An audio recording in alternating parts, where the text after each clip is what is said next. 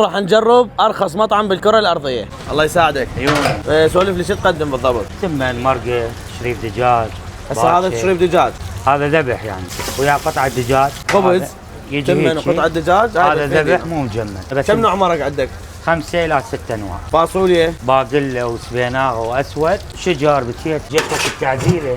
هاي الشعبيه ما جدر اطيب شيء علاء. قطعه دجاج، واللي ياكل هنا لا ما يشبع.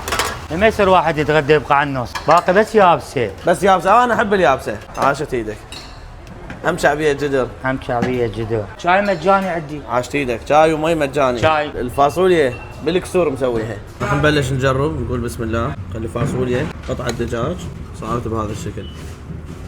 شوف لي الدجاج والفاصوليا وهيك تمطرها بعصرة نارنج.